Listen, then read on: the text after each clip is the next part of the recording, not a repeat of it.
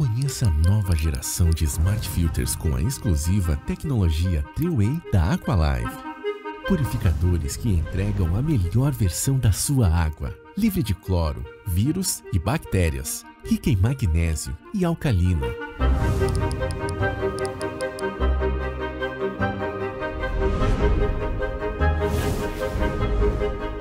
A exclusiva tecnologia Triway remove contaminantes e vai além. Faz uma verdadeira transformação na sua água, deixando ela pura, alcalina, magnesiana e muito mais hidratante. Adquirir um Smart Filter Aqualive evita o descarte de 6.000 garrafas plásticas na natureza. Escolha o modelo que mais combina com você e tenha todos os benefícios da melhor água na sua casa. Aqualive, tecnologia a serviço da sua saúde. Olá pessoal, tudo bem? Sejam todos muito bem-vindos a mais um episódio de podcast aqui do meu canal. Eu sempre começo o nosso podcast aqui do YouTube, lembrando que sim, é um podcast que teve início aqui no YouTube, toda quinta-feira, vídeo novo, às 19 horas. Aliás, indo para o final dessa temporada, tem mais poucos episódios aqui que a gente vai trazer para vocês, mas começou no YouTube, porém a gente tem aqui uma nova missão, uma nova meta, que é fazer o nosso canal de podcast do Spotify também tomar proporções como a do YouTube aqui tomou. Então, eu sempre começo o episódio dizendo que eu podia estar matando, eu podia estar roubando, mas eu não. Eu estou vindo aqui pedindo para você ir lá no Spotify, se inscrever no meu canal, dar uma avaliação positiva, ajudar que o Spotify também se torne um veículo de comunicação onde a gente possa levar conteúdo de qualidade para você. Bom, quero começar esse episódio fazendo os agradecimentos. Sempre será assim, o primeiro agradecimento desse podcast é para você, nosso seguidor que está aqui em mais um episódio, que vai ficar até o final, que vai dar aquele like e, se possível for, que dê também, que faça também um comentário. A gente gosta de comentário. E não precisa ser comentário puxando o saco, falando que amou. Não, faça um comentário real, dizendo o que você achou. Se não está legal, fala que não está legal, mas diga o que é que você acha que a gente pode fazer para melhorar. Porque a gente está indo aí agora para as nossas férias de podcast, para voltarmos no ano que vem com nova temporada, e é a sua opinião que faz com que a gente consiga melhorar a cada episódio. Então, obrigado você, nosso seguidor, obrigado também aos nossos apoiadores, gratidão à Aqualive Group, a água que hidrata as minhas células, as células da minha família, as células dos meus pacientes. A gente já teve um episódio bem bacana aqui com o CEO da Aqualive, o Sidney, dando um show de água, onde eu aprendi demais sobre água. Então, Aqualive, gratidão, e também agradeço imensamente a Essential Nutrition, a marca de suplemento que está com a gente desde o início, que apoia esse projeto, veio apoiando esse projeto e, portanto, tornou possível que a gente tivesse colocado aqui nesse canal de YouTube mais de 70 episódios para vocês. Essential, gratidão. Então, feito essa introdução de agradecimento, que é uma das partes que eu mais gosto de fazer aqui nesse podcast, agora nós vamos para a nossa convidada de hoje, Natasha Fonseca. Seja muito bem-vinda a essa mesa, a esse estúdio, e eu quero começar de verdade agradecendo você por ter aceito esse convite. Vamos brindar a esse podcast? Claro! Tchim, Viva! Obrigada pelo convite, Samuel, também, a ti, a equipe, a todo mundo. É um prazer estar aqui e estou muito contente de a gente poder conversar sobre vários assuntos. Pois é, antes da introdução, a gente estava conversando nos bastidores e eu falei, Natasha, sobre o que você quer falar? Sabe o que ela falou para mim? Ela falou assim, sobre o que você quiser. Adoro gente que se garante. Já vi que ela se garante aqui, mas eu vou usar você hoje para o que eu percebo que é a tua paixão. Eu gosto de gente que fala com paixão. Quando você fala com paixão, você fala com um brilho no olho. Uhum. E conhecendo um pouco... E eu conheço pouco o teu trabalho. Quero conhecer mais aqui hoje. Tem muita gente que eu trouxe para cá que é amigo, que eu conheço há 10 anos, 15 anos. Então, não teve nada de surpresa. Agora, muitas pessoas vieram aqui para que eu conhecesse um pouco mais do trabalho. E uma das coisas que eu fico feliz com a minha equipe de produção, que muitas vezes são eles que escolhem o convidado, é que eles não erram. Todo mundo que sentou aqui deu um show e levou muito conhecimento para os nossos convidados. Tenho certeza que contigo vai ser a mesma coisa, então eu vou usar você para algo que eu vejo que é o que te dá brilho no olho, que é a gente falar sobre comportamento alimentar, falar um pouco de por que a gente come as emoções, né? Falar sobre ansiedade, que é o possível mal do século.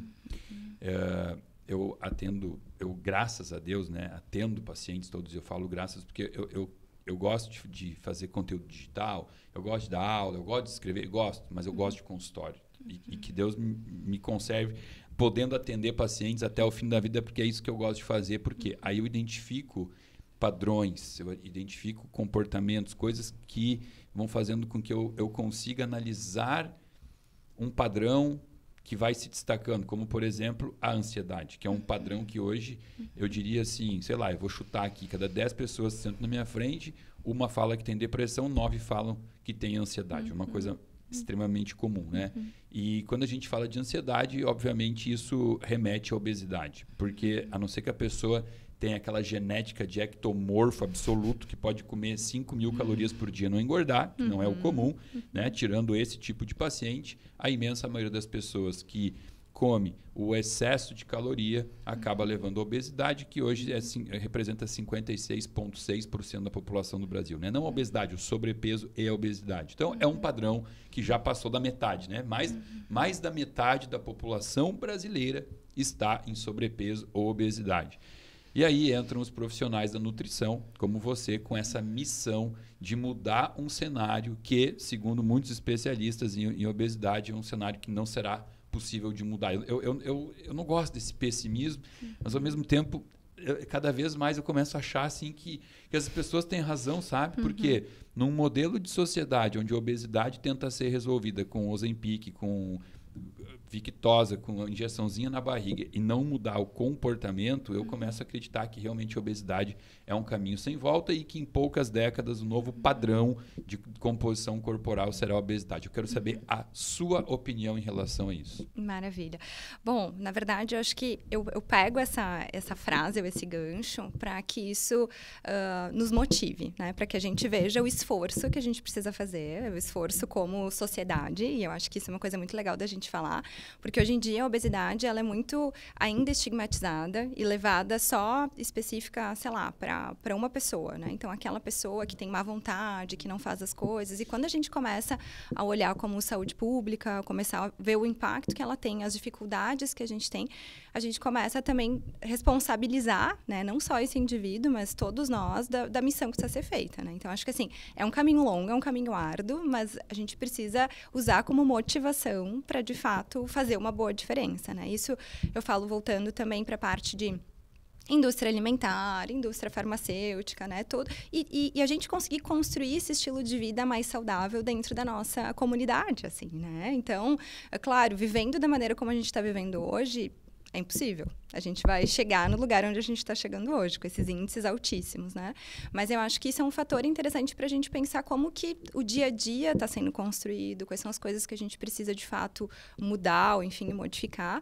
E eu acho que a paixão pelo comportamento, ela veio por aí, assim, né? De conseguir perceber que a alimentação, né, o exercício, o sono, eles são coisas extremamente importantes e, de fato, eles fazem um efeito muito significativo na vida de cada um.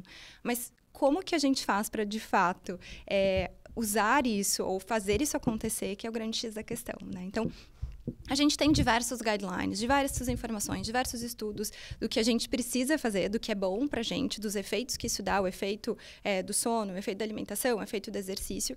Mas por que a gente não consegue fazer, né? Por que a gente, sabendo de todas essas informações, a gente ainda está com esse 56,6%, né? Então, eu acho que aí a gente começa a olhar para esse aspecto também comportamental, né? E olhar para outras coisas. Então, a minha praia, que é a alimentação, que estão envolvidas nesse jogo, né? Então, muitas pessoas que possam te ouvir ou que me escutam, enfim, pegam informações importantíssimas, né? Então, eu preciso, de repente, fazer isso, é isso que eu preciso mudar, minha vida está difícil nisso aqui, nisso aqui. Se eu conseguir fazer, e quando eu faço, eu vejo diferença. Mas por que eu não sustento? O que acontece nesse meio do caminho, né? E eu acho que essa é uma pergunta super complexa, não é tão simples, né? Eu acho que existem vários clusters aí, principalmente dentro da obesidade, também do excesso de peso, dos motivos que isso vem acontecendo. Então, algumas pessoas podem ter mais associação com o aspecto emocional, seja ansiedade, enfim, depressão, outros fatores. Outras pessoas podem estar mais associadas ao sedentarismo de maneira mais, né, importante.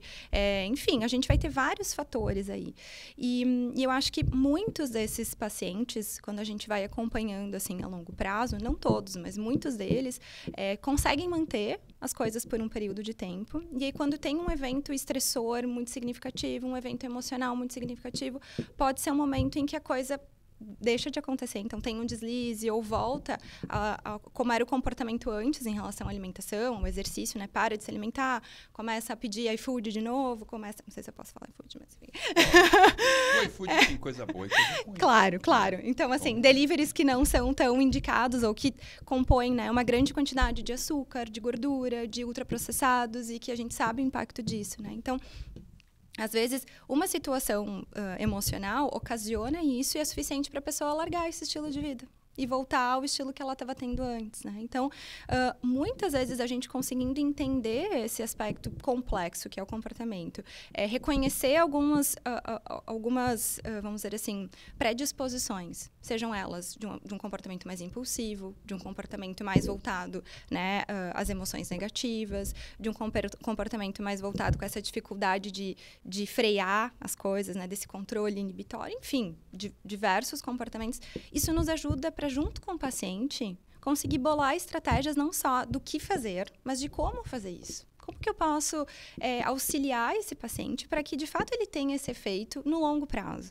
E para que, acima de tudo, ele não fique naquele sofrimento de que só eu que não consigo. Todo mundo consegue, né? Eu assisto lá o Samuel fazendo todas as coisas. Putz, como é que ele consegue e eu não consigo, né? E quando a gente coloca isso de uma maneira muito global e não individualizada, a gente começa a ficar... o problema é meu, sou eu. E vai afastando cada vez mais essas pessoas do caminho que teriam ótimas respostas e ótimos resultados. Então, quando a gente começa a individualizar, entender o comportamento, olhar com mais atenção, ouvir o paciente, né, escutar como é que é o dia a dia dele, a gente pode ir traçando estratégias. Eu sempre brinco assim, não é uma receita de bolo. A gente não vou te dizer, faça isso e tudo vai dar certo, vai ser lindo, maravilhoso. Mas a gente precisa começar de algum lugar. Então, vamos testar. Quem sabe experimenta. Testa isso essa próxima semana, daqui 15 dias, daqui 1 mês, enfim, e vê o que acontece. Volta. Isso funcionou, isso não funcionou. E aí a gente vai ajustando e dando suporte também para que isso aconteça de uma maneira fluida, de uma maneira até mais inteligente do que ficar brigando ali, né, com as coisas que não estão funcionando e acabar desistindo e largando desse estilo de vida mais saudável, desse cuidado consigo, que eu acho que é mais ou menos sobre isso que a gente está falando. Já peguei 2 ganchinhos. Vamos embora. Você está falando aí. Primeiro, lá atrás, quando você falou que a pessoa entra num projeto de saúde, dura pouco.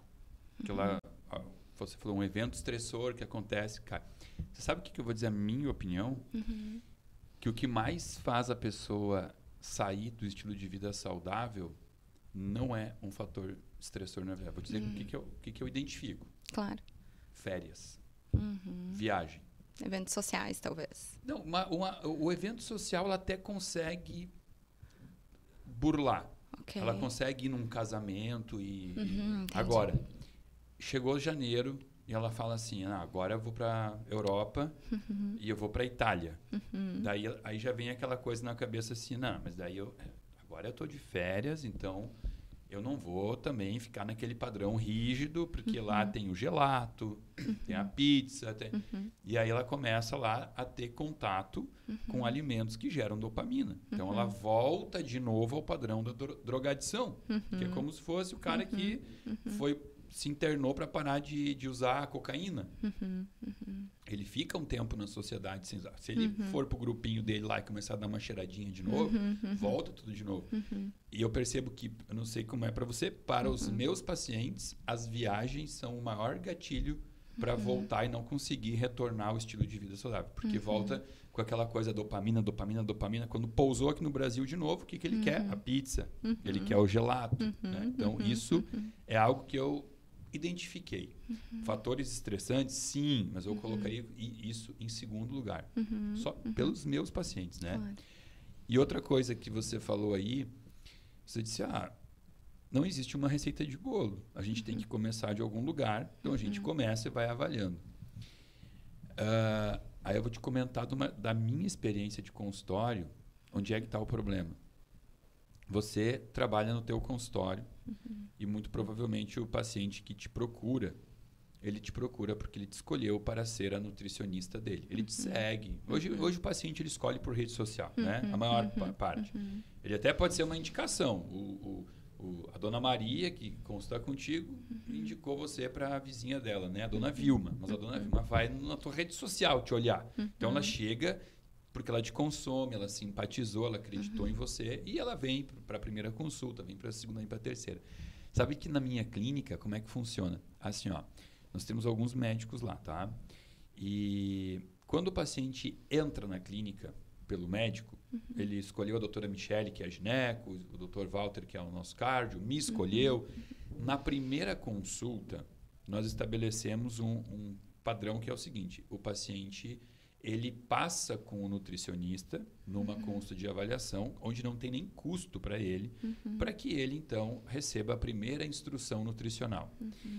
Ou seja, ele não entrou na clínica pelo nutricionista, porque ele quer o nutricionista. Ele meio que enxerga o nutricionista como se fosse o brinde. É um brinde. E as pessoas não dão muito valor para brinde. O que é de graça não dá valor. Se pagar caro, paguei caro, então tenho que usar. Né? E aí já começa o grande problema, porque a pessoa não valoriza o trabalho do nutricionista. E o nutricionista, muitas vezes, como você disse, ele tem que começar de algum lugar. Ele vai conhecer o paciente a partir das consultas. Na primeira consulta, ele estabelece na cabeça dele uma coisa que é o achismo. Ele acha, pelo que eu conversei com o paciente numa anamnese aqui, eu acho que esse tipo de restrição, esse tipo de plano nutricional é o melhor. Mas ele vai saber se foi bom na segunda consulta, porque é um teste, não existe como determinar um protocolo. E aí o paciente não volta. E aí o paciente, quando volta para a minha consulta, 3 meses depois, que ele já deveria ter vindo de 30 em 30 dias no nutricionista, muitas vezes ele volta e fala, não deu certo, eu tentei aquela primeira dieta lá, deixou meu intestino mais solto, minhas fezes mais amorosas, mas tu voltou com o nutricionista? Não voltei. Ele não tem esse segmento. E isso é um padrão, uma coisa que eu identifico. O paciente que, entre uma consulta e outra comigo, fez o tema de casa e veio com o nutricionista, ele volta com os biomarcadores perfeitos. Ele volta mais magro, se assim é que ele tinha que emagrecer, se o objetivo era esse, né?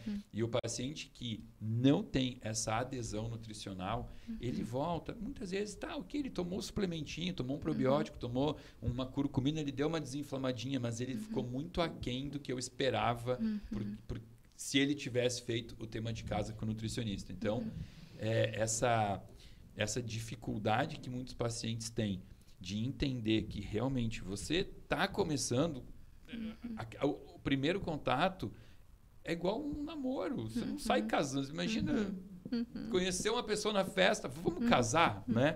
Vamos namorar, vamos se conhecer. E o nutricionista ele precisa, muitas vezes, de 2, 3, 4 consultas para conhecer o metabolismo de um paciente, né? Entender que não... Você usou a palavra receita de bolo, né?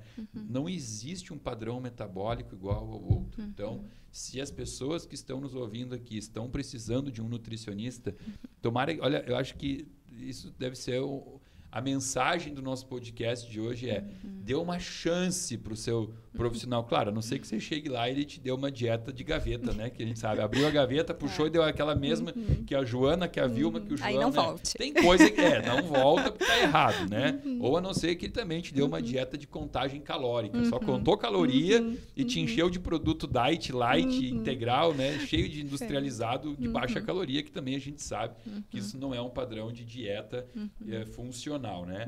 Mas enfim, eu queria fazer esses reforços aí, porque você vai falando e vai vindo uns insights aqui. Eu espero que tenha complementado o que você estava falando. Claro, não, perfeito, Samuel. Eu acho que é isso, assim, a gente conseguir olhar primeiro para esse tratamento de forma individual E eu acho que hoje em dia ainda se tem muito, né, esse padrão, essa dieta que vem da gaveta, assim, né? Então, e quando a gente quer, de fato, um tratamento personalizado, um tratamento individualizado, e aí incluindo não só a parte metabólica, que é super importante, mas também a parte comportamental, a gente não faz nada em uma consulta. Primeira consulta, eu vou só ouvir o paciente, entender o paciente, conhecer o paciente. E os resultados que eu mais vejo, assim, de impacto, assim, né? Os melhores resultados que eu vejo no meu atendimento são quando eu vejo os pacientes com uma frequência maior no início. Então, o paciente ele vai voltar ali toda semana, ele vai voltar de 15 em 15 dias, para a gente conseguir fazer, de fato, um trabalho bem feito, né? E aí, bom, o paciente está indo super bem, as coisas andaram, está fluindo, bom, volto daqui 1 mês, daqui 3 meses, daqui 6 meses, aí a gente vai seguindo acompanhamento, até quando ele precisar acompanhar, porque vai chegar uma hora também que ele vai viver a vida dele, e se ele precisar no futuro, ele volta, né? Mas, principalmente, quando a gente está falando desse aspecto de comportamento e esse aspecto de assertividade, né? É importante ter um acompanhamento mais próximo no início, porque a gente perde coisas aí no meio do caminho. E eu acho que o grande mal é achar que o sucesso do tratamento, o sucesso da obesidade, por exemplo, né, vai acontecer em 3 meses, em 1 mês, né? Ou, sei lá, se não perdeu tanto, não teve sucesso. Isso não existe, né? O sucesso acontece quando a gente consegue manter isso no longo prazo. E ele, claro, precisa começar, mas precisa de ajustes, né? A gente não vai aprender andar de bicicleta na primeira vez que a gente sobe, assim, né? E eu acho que esse é uma consciência que tanto o paciente quanto o próprio profissional da saúde tem que ter. Porque muitos profissionais nutricionistas também se frustram, né? Tipo, putz, talvez, sei lá, fui eu que não atendi esse paciente direito. Talvez o plano que eu estabeleci com ele não foi legal. E, às vezes, falta essa comunicação e falta essa consciência mesmo. Do que é o sucesso? Qual que é o ponto de sucesso? Vamos estabelecer, né, as nossas expectativas, as nossas metas logo na primeira consulta, para que a gente possa ir não só se conhecendo, mas ir organizando essa mudança, que não é fácil. Não é fácil a gente mudar. A gente não muda da noite para o dia. A gente não aperta um botãozinho, né? A gente precisa abrir mão de muita coisa. A gente precisa fazer muito esforço. E eu acho que ultrapassar essas frustrações e esses esforços ao longo do tempo e aprendendo a lidar com isso e conversando com o profissional da saúde e trazendo as suas dificuldades, né? E a gente conseguindo ir alinhando esses aspectos é o que também dá segurança para o paciente e para o profissional, né? Então, assim, eu gosto desse atendimento mais próximo, né? Então, e mais contínuo, porque daí, de fato, eu sei o que está acontecendo. Se a pessoa volta daqui 1 mês comigo no trabalho que eu estou fazendo, principalmente no início, depois não, mas principalmente no início, muita coisa pode ter acontecido. Ela pode ter não só ir viajado para a Itália, mas pode ter feito muitas outras coisas aí, né? A gente não sabe nem o que foi que não deu certo. Onde foi que precisava de um ajuste ou o que a gente pode fazer para melhorar, qual a estratégia mais inteligente, o que é mais funcional, para que a gente possa ir ajustando, né? E dando corpo, assim, dando força e estrutura para o paciente, para ele também acreditar nele, né? Eu acho que muitas vezes o paciente, quando ele,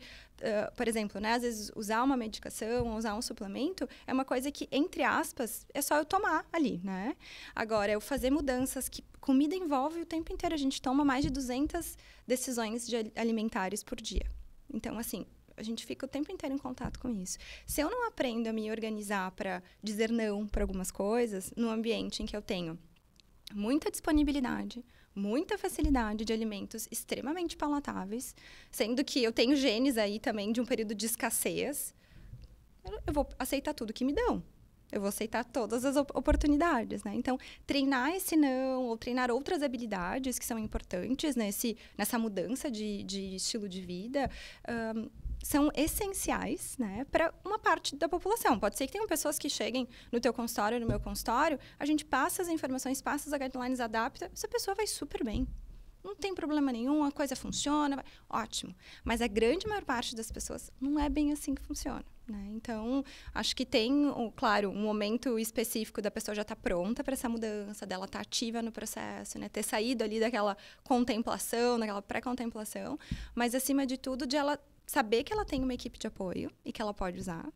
E saber também que ela vai pensando junto com os profissionais adequados qual a melhor maneira da gente colocar isso na prática, de sustentar isso na prática, né?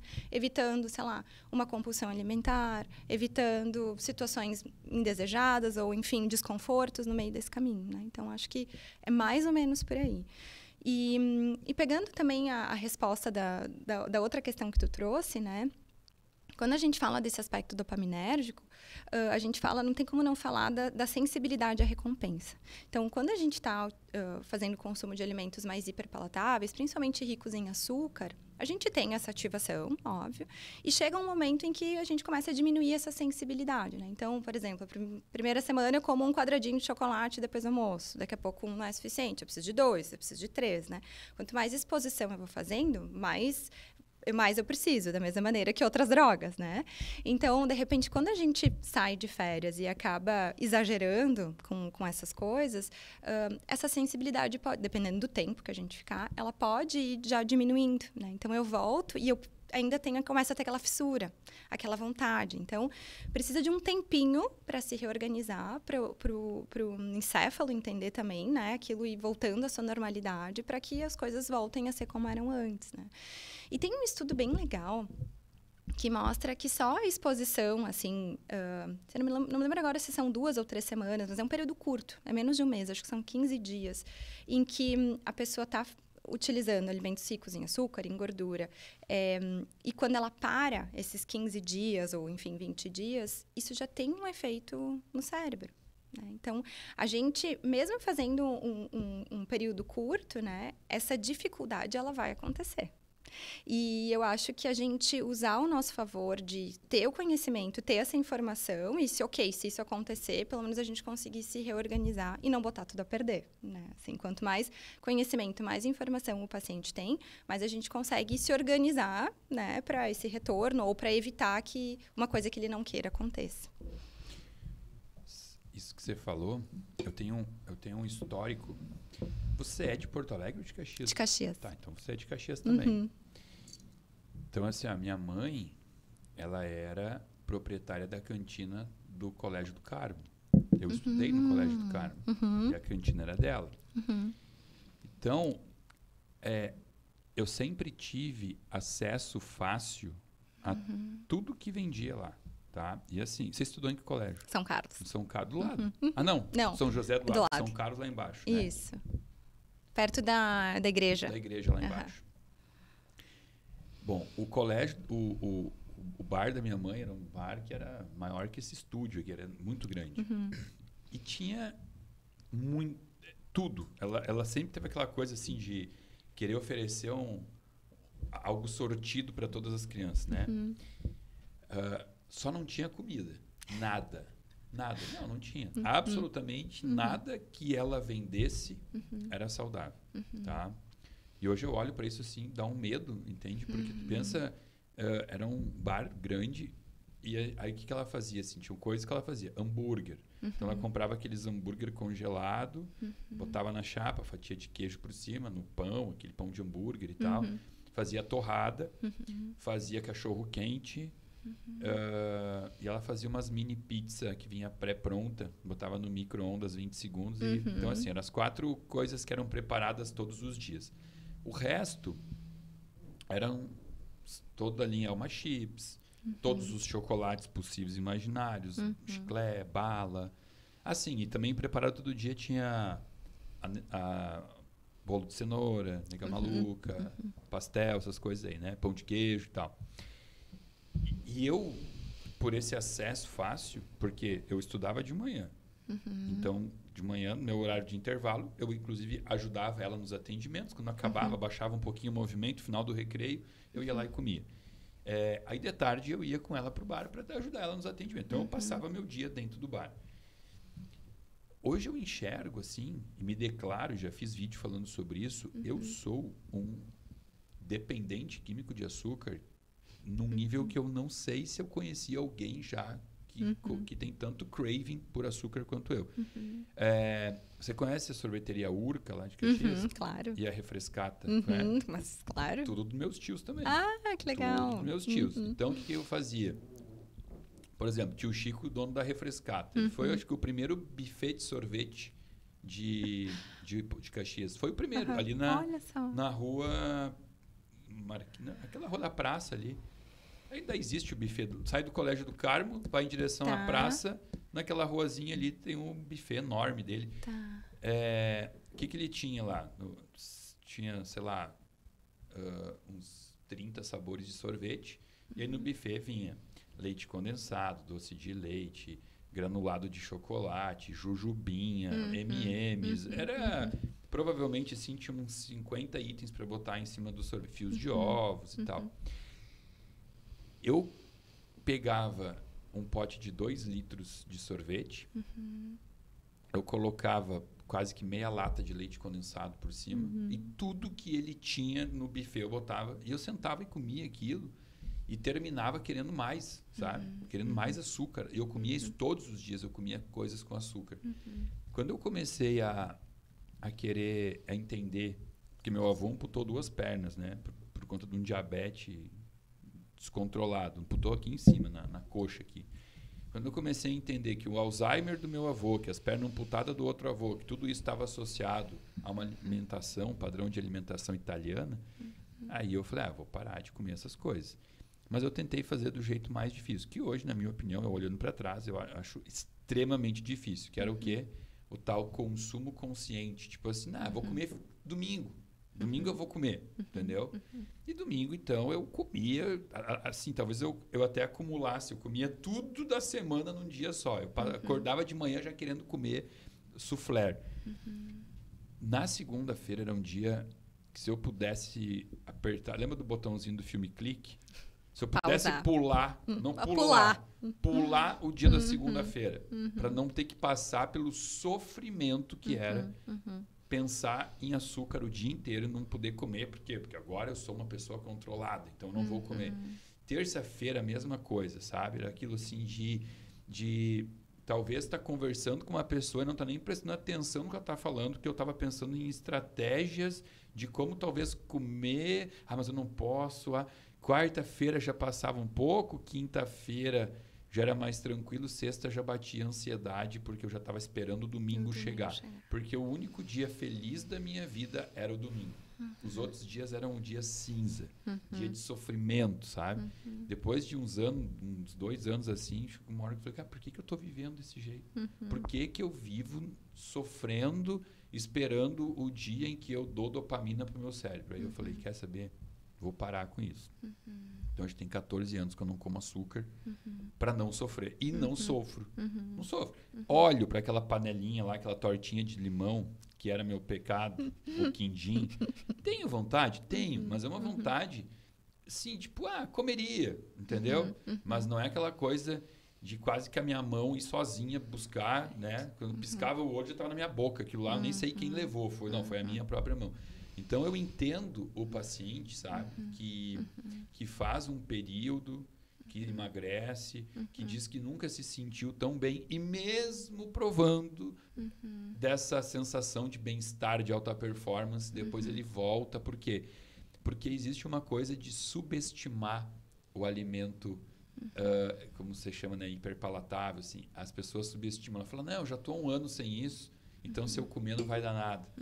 Aí quando come, vem aquilo tudo de novo, aquela enxovalhada de dopamina. E dopamina no cérebro é bom. As grandes empresas estudam, né? Como é que rede social estuda o quê? Como fazer com que um aplicativo te dê dopamina. Porque se descobriu que é o segredo para fazer a pessoa viciar em qualquer coisa, né? Então, eu tive essa experiência e por isso que eu não julgo o meu paciente. Assim, eu entendo ele. Eu entendo porque eu sofri anos com isso, assim, sabe? De querer achar um consumo com equilíbrio. Eu nunca consegui fazer isso de forma sem sofrer. Pois é, eu acho que é um tópico bem legal da gente falar, Samuel. O que eu vejo, assim, dentro tanto dos meus estudos como dentro do consultório, né? Eu acho que, primeiro de tudo, a gente tem perfis diferentes também. Sabe? Acho que tem pessoas que têm mais dificuldade com esse aspecto aditivo, tem pessoas que têm uma dificuldade imensa com o controle inibitório, tem pessoas que são muito mais impulsivas, enfim, tem perfis de personalidade, de comportamento e encefálicos, né? Orgânicos, metabólicos, extremamente diferentes. Assim. Então, eu acho que grande parte do trabalho é primeiro conhecer que tipo de paciente a gente está falando. Porque tem pessoas que, de fato, se tu disser assim, olha, é 1 punhado de castanhas, é 1 quadradinho de chocolate, essa pessoa não vai conseguir vai ser um sofrimento muito grande, né? E não só o sofrimento, aquela frustração que acontece depois de quando ela come a barra inteira. Putz, é muito chato isso. Eu brinco... e eu brinco assim, se a minha dificuldade, sei lá, é bala, por que eu vou colocar um baleiro em cima da mesa e ter que passar toda hora por ele e pensar como ou não como? Não vou me colocar nesse risco. Né? Não tem porquê, eu tenho que me ajudar, não vou fazer isso, né? Agora, tem pessoas que trabalham muito bem, assim, eu como um pedacinho, não muda muito na minha vida, ou eu como um dia ou outro, final de semana. Tem pessoas que se adaptam melhor com isso. Então, eu acho que é entender quais são os objetivos de cada um, entender qual é, né, enfim, a intenção e entender qual é o funcionamento, né? Mesmo os pacientes que vêm, que têm essa dificuldade, eu acho que existem técnicas que podem ajudar e que a gente pode treinar, né, para que talvez em algum momento isso não seja um problema tão grande, né? E aí eu posso trazer aqui não só técnicas específicas como o TCC, mas já puxando um pouquinho, né, para aquilo que eu venho estudando, como técnicas de mindfulness, para a gente conseguir trabalhar um pouco mais a autorregulação. A gente conseguir dar suporte para esse paciente. Porque tu dizer assim, não, agora é só um quadradinho por dia e tu não dá suporte para esse... Esquece. Te vira. Escuta. Eu vou te não vai dizer dar, o ideal entendeu? você se vira. Isso aqui tá escrito, daqui um mês tu me vem, né? Daqui um mês tu vem aqui com todos esses resultados. Beijão, né? Eu me livro dessa responsabilidade, né? Então, assim, eu acho que, claro, a responsabilidade maior, obviamente, é do paciente, mas se eu não der possibilidades ou não der caminhos para que ele possa atingir de uma maneira mais funcional, aí é muita sacanagem, sabe? Então, eu acho que tem algumas técnicas em que a gente pode ir treinando, e eu acho que é um treinamento, assim, ó, contínuo, longo prazo, é como se fosse uma musculação, né? E que a gente vê melhoras nesses aspectos mais de autorregulação. Mas ainda assim, vão ter alguns pacientes que vão ter um drive maior, que vão ter uma fissura maior, que vão ter um craving maior. Aí, bom, talvez essa seja uma estratégia mais significativa, mais funcional e com menos sofrimento para esses pacientes, né? Então, acho que, de novo, a gente individualizar, entender qual é o perfil, entender o que funciona, o que não funciona e qual que é o objetivo, né? Então, por exemplo, assim, bom, o meu objetivo é, de fato, não ter mais isso disponível, eu percebo a diferença no meu corpo, na minha vida, e eu não quero mais fazer o consumo de açúcar, por exemplo. Bom, beleza, então vamos se organizar e ver como que a gente vai estruturar isso, né? Onde estão as dificuldades. Porque eu acho que quando daí essa pessoa se expõe numa situação, né, de ou uma viagem, ou um evento, ou para cada um, né, uma situação estressora, e não tem também essa base, esse autoconhecimento, ou essa proposta, né, esse treinamento, também fica muito difícil de se autorregular.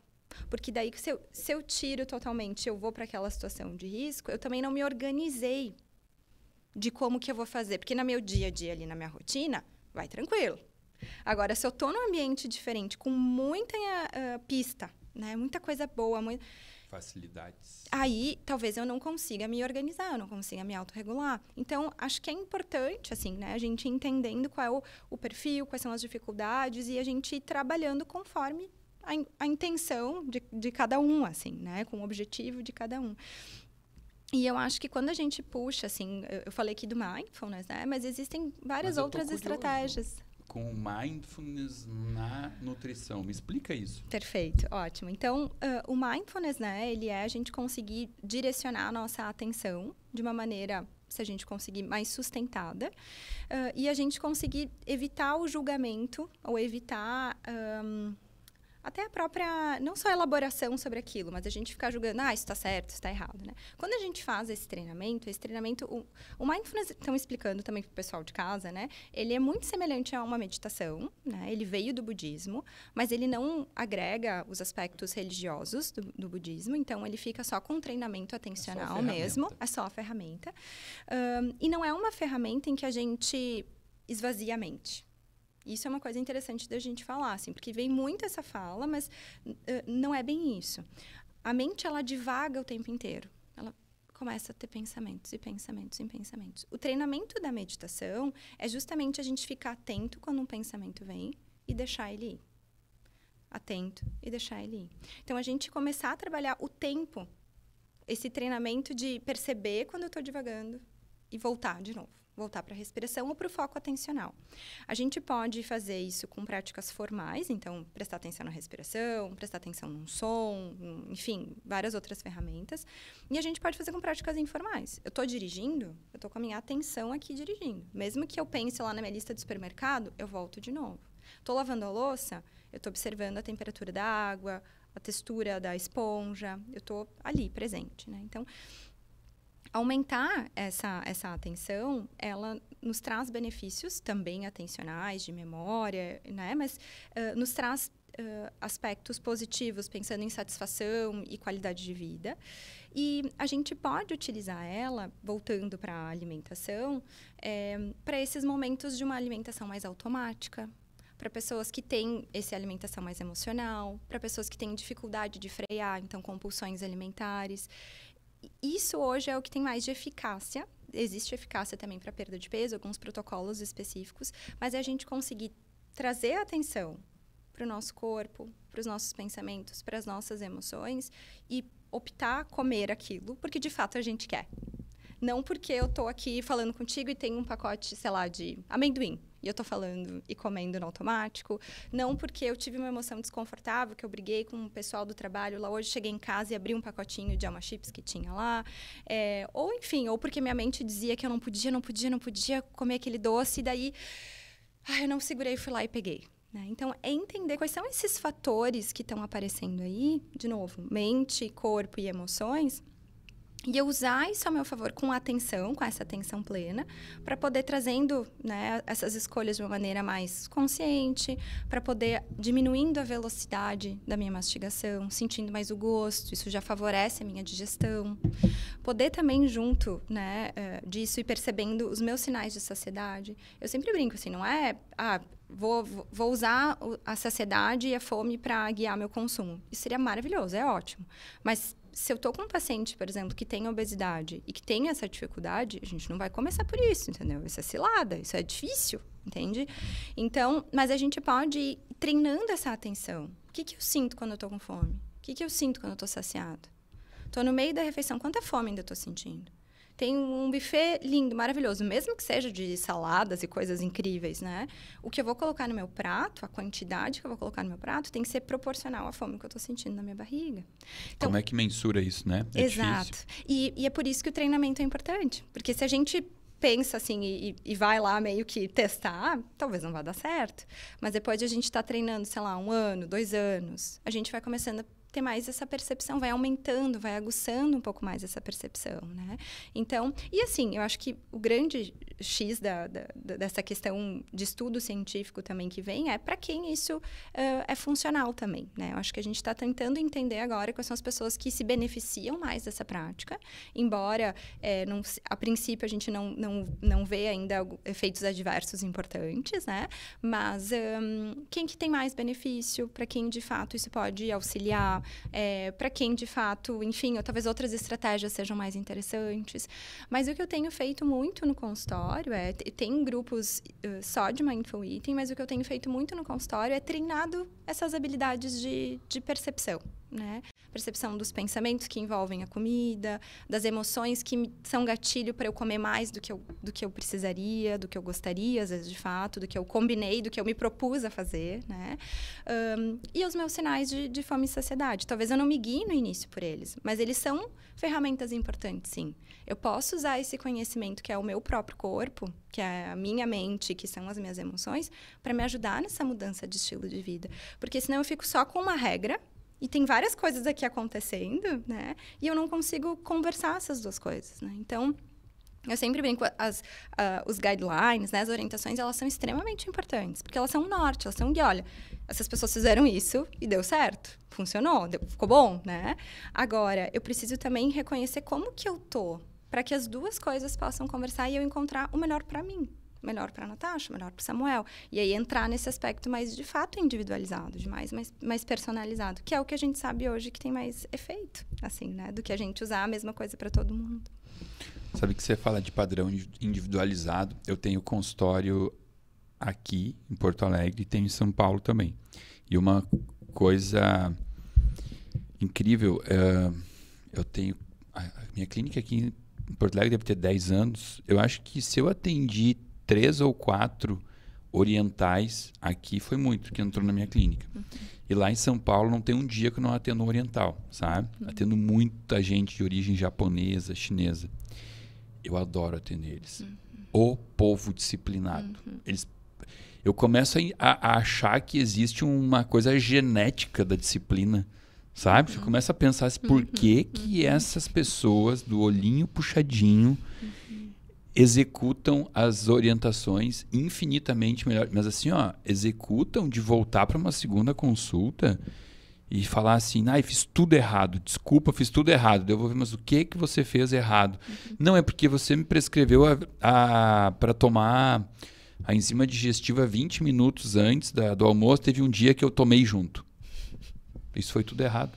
Tudo errado. Assim, numa cobrança, eles têm uma cobrança muito forte, sabe? É uma comunidade, assim, que eu queria estudar. Por que essas pessoas têm tanta facilidade em executar orientações? E o alemão também. Eu tinha clínica aqui em Novo Hamburgo e eu brinco com meus pacientes, né, de origem alemã. Eu falo assim, alemão, quando dá para teimar pro bem, é aquilo. Se ele na minha família vários. Se ele vem na consulta e não gostar de mim e das coisas que eu falei, não vai fazer nada que eu falei. Se eu convenci ele na consulta que ele tem que fazer isso, ele bota aquilo na cabeça, ninguém muda o pensamento e a atitude dele. São as coisas características de país, cultural, sei lá. É muito estranho isso, né? Agora, uma coisa falei da minha compulsão por açúcar, mas assim, eu sou de origem italiana, né? Sou da Lelast com Bianchi, com Spader, então é uma cultura também que teve a escassez de comida muito forte, depois usou muito a comida como uma forma de minha avó, como é que ela mostrava que ela estava esperando os netinhos visitar ela no final de semana. Sempre tinha alguma coisa com açúcar esperando. Então, tem uma ligação afetiva. Ela fazia muito pudim, ambrosia, essas coisas bem típicas nossas da região, né? Então, tem essa relação. Mas, assim, eu sou muito glutão com comida. Eu tenho uma coisa... E aí você trouxe isso, né? De comer atento. Se eu não fizer... Se eu descuidar isso na minha vida... Eu como 3 pratos de comida. E assim, uma regrinha que eu gosto muito do 80-20, né? Eu sempre tento sair da mesa com 80% satisfeito e 20% com fome. Uso isso, mas só consigo se eu estiver comendo atento.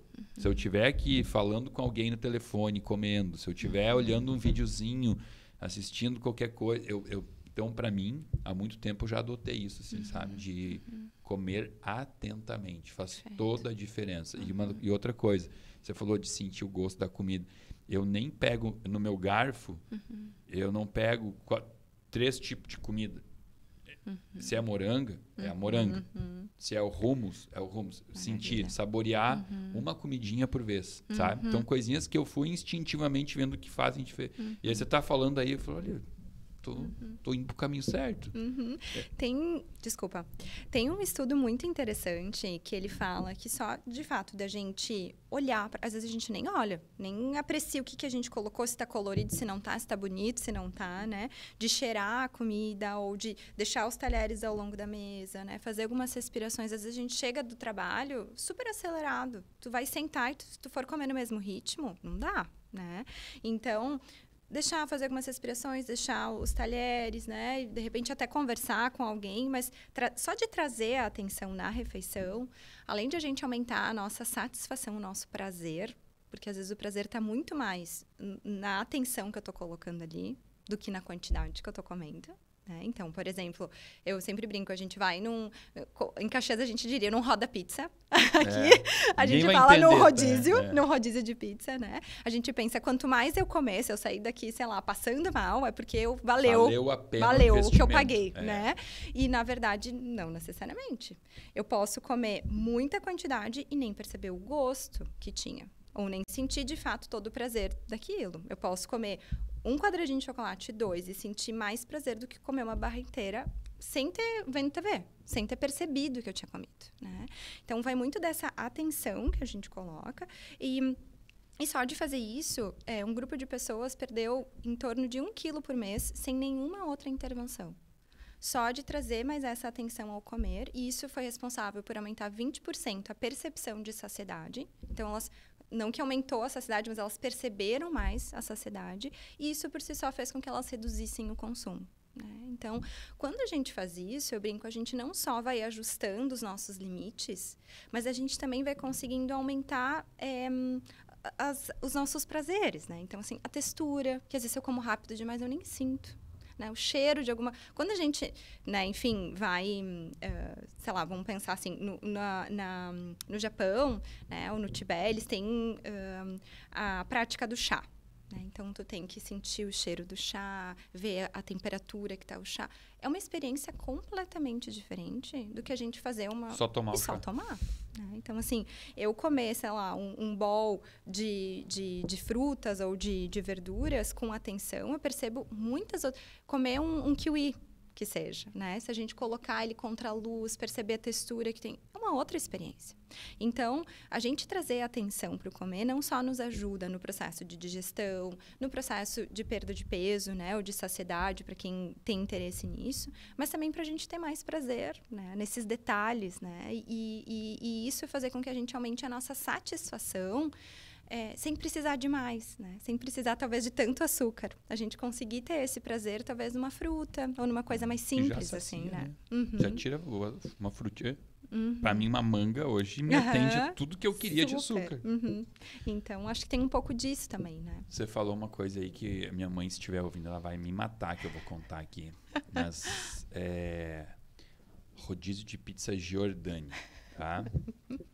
Que, inclusive, a Patrícia Giordani foi minha colega depois.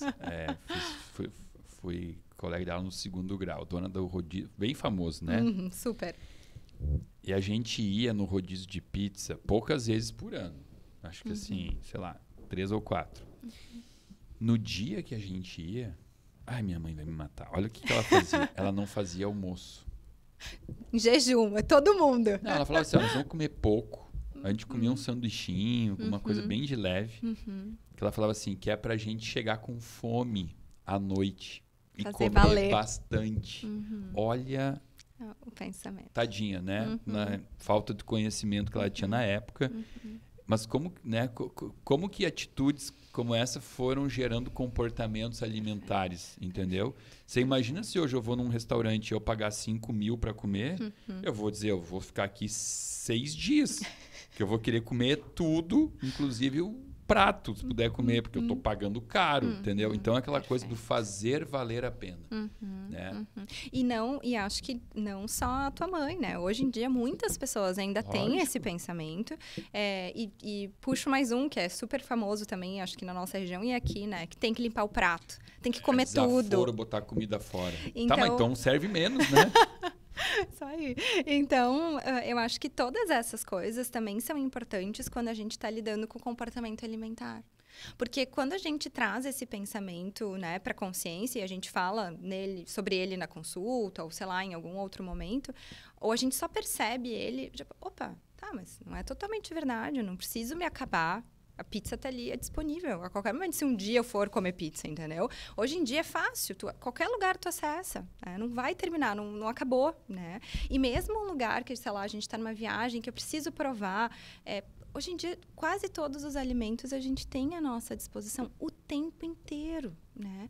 E às vezes a gente vai se apegando ou seguindo no automático, com esses pensamentos e com esses comportamentos antigos que muitas vezes são familiares, são que a gente pegou lá com a nossa avó, crenças né? limitantes que vão Exato. Né? E aí, se a gente não olhar para isso, talvez ou fique muito difícil fazer uma mudança de estilo de vida bem feito, né?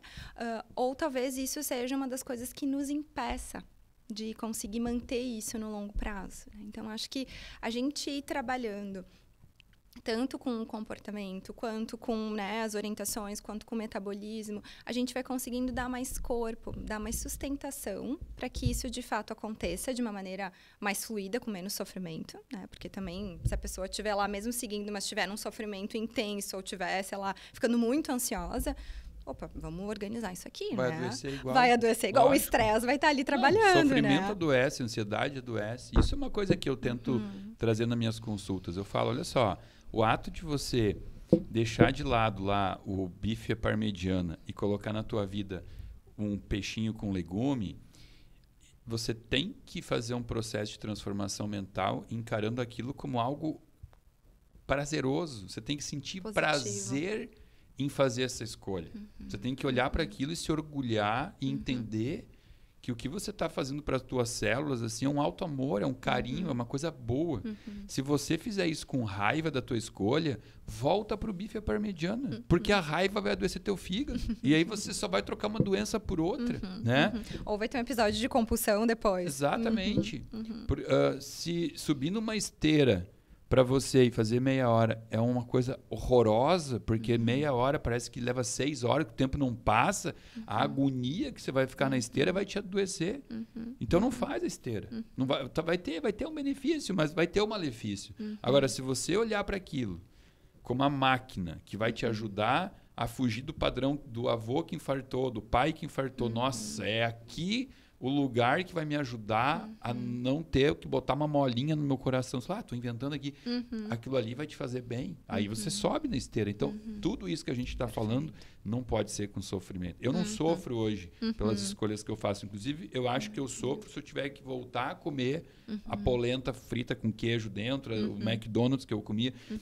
Aquilo seria um sofrimento para mim, porque eu já enxergo aquilo como uma autoagressão. Eu não quero me machucar, eu não me sinto bem me chibatando, né, me machucando, entende? Então, assim, eu não sofro, mas eu vejo que tem pessoas que sofrem, e aí eu falo, cara, talvez não seja o momento ainda. Acho que você precisa, talvez, passar com a Natasha para transformar, né? A terapia cognitivo-comportamental, ela ajuda muito esse processo de transformação, porque tem que ressignificar a comida na vida. As pessoas, elas não enxergam o alimento como a informação que a célula vai receber. O alimento é uma informação para a célula o tempo inteiro, né? Elas enxergam aquilo ali como justamente uma forma de mudar a sua emoção. Eu estou triste, eu vou mudar a minha emoção. Vai mudar a tua emoção fazendo uma meditação. Isso não muda a tua emoção. Não precisa comer para mudar a emoção, né? Tem outras formas. Que é o que eu tento fazer com meus vídeos, na minha consulta, mas realmente é um desafio. Sei que é difícil para as pessoas conseguirem mudar um padrão, às vezes secular, né? Que a gente herdou dos ancestrais e tal. Mas, já que existem informações aí transformadoras, muitos livros mudaram minha vida, muitas coisas, sei lá, documentários que eu assisti. Por exemplo, teve um aí que eu até indico para as pessoas, porque as pessoas falam para mim assim, eu amo queijo. Aí eu falo, cara, assiste Você é o que Você Come, que tem uma médica lá que ensina você a entender que você é viciado em queijo, que a casomorfina vicia, né? Então, assim, como existem hoje muitas informações e todo profissional que senta nessa mesa aqui, ele tem a capacidade de ajudar e dar dicas, sempre no finalzinho do podcast eu peço para que o meu convidado dê uma dica de um livro, de um filme, um documentário, alguma coisa que você acha que vai ajudar as pessoas no processo de expansão de consciência, de inteligência emocional, ressignificar o alimento, o estilo de vida. Tem alguma coisa na tua mente aí que vem? Tem sim. Eu, para mim, assim, acho que o documentário, que na verdade é uma série que eu acho que assim, todo mundo tem que assistir. Se eu não me engano, é Como Viver aos 100 Anos, que é das Blue Zones. Adam Buettner. Isso aí. Maravilhoso. Maravilhoso. É um documentário incrível que fala não só do poder da comida, do exercício, do sono, mas também da comunidade, do senso de propósito. E eu acho que é aí que a gente começa a revolucionar assim, a saúde e a maneira de tratar as pessoas, quando a gente começa a olhar para esse todo, né? E não ficar só numa coisa ou outra. Então, eu acho que ele traz medidas reais, né? E populações, comunidades reais, para que a gente possa se basear ou pegar o máximo delas, né? Foi bem inspirador para mim e acho que pode ser para muitas pessoas. E tem 2 livros que me ocorrem, assim. Um é um dos clássicos, que é O Poder do Hábito. Eu acho que vale a pena, assim, entrar um pouquinho em contato com isso. E tem um outro que fala bastante sobre alimentação emocional, que fala sobre compulsão, né? Que é de uma autora chamada Gnin Root. Ela trabalha um pouco com essa parte de mindfulness e o nome é Mulheres, Comida e Deus. É bem significativo, ele não tem nada de religioso em si. É um de capinha rosa? Este mesmo. Sei qual é. Uhum. Muito bom, já li esse livro. É muito legal, assim. Acho que traz vários insights para depois a gente levar para terapia, discutir com os nossos profissionais, né? E poder, enfim, refletir sobre todas essas coisas que estão envolvidas aí com o comer, né? Então, acho que são dicas bem bacanas que fizeram sentido para mim. Espero que façam também para vocês. 2 livros maravilhosos, um documentário incrível, que inclusive eu uso quase todos os dias, porque existe uma tendência agora das pessoas acreditarem que a dieta carnívora é a dieta da longevidade, porque existe, tem estudo mostrando que baixa a insulina. Eu falo, cara, tudo bem, mas vamos lá, vamos falar de longevidade.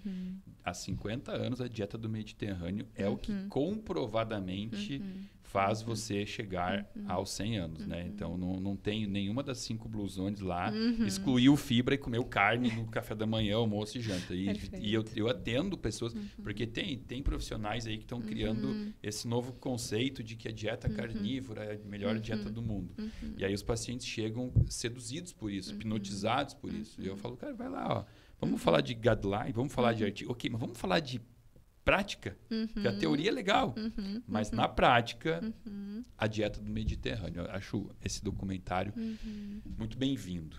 Então, o Adriano já bota os links abaixo dos livros, 2 livros que eu recomendo, gosto muito.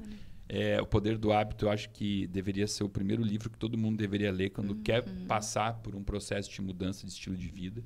Ensina ali a criar, como ser fácil, né? Facilitar a criação de novos hábitos.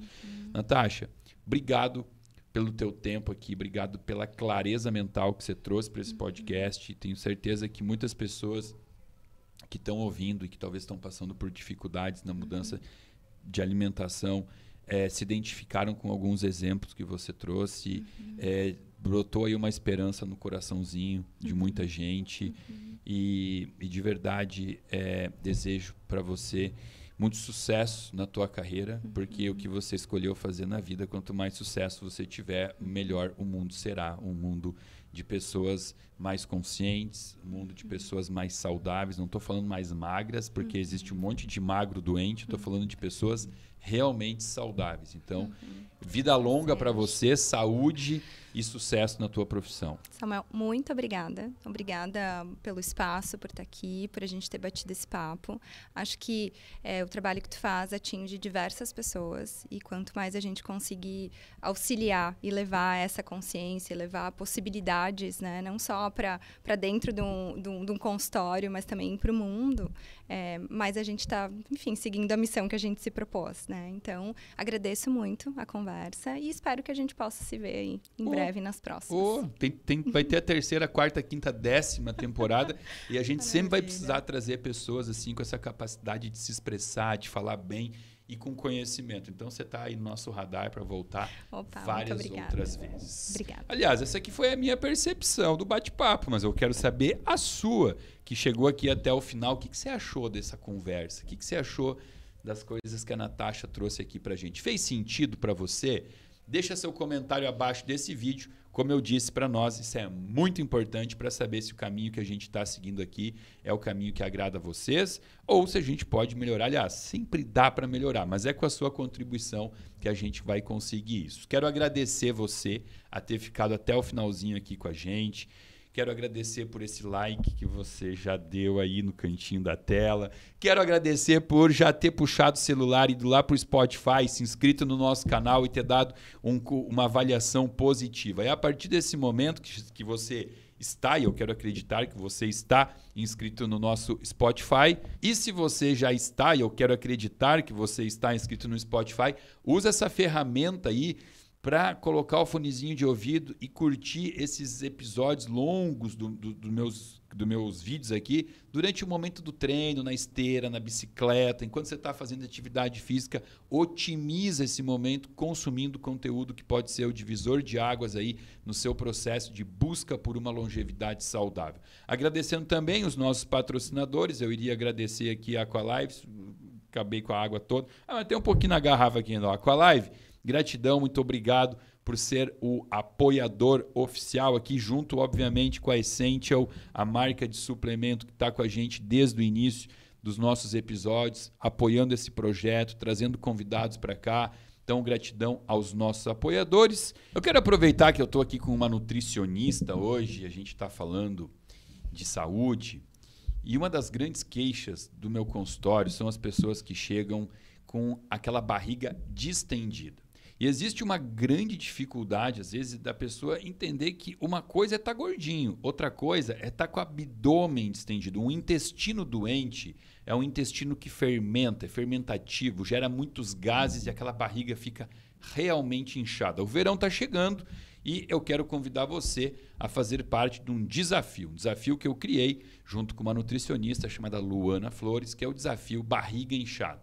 É um protocolo que ajuda você a mudar alguns hábitos alimentares, a melhorar a microbiota do seu intestino e, com isso, diminuir essa fermentação excessiva que faz com que a barriga fique, assim, às vezes, igual daquele peixinho baiacu, aquela barriga inchada. Então, se você quer conhecer mais sobre esse protocolo, abaixo desse vídeo tem um link onde você vai se inscrever para receber informação sobre o desafio da barriga inchada.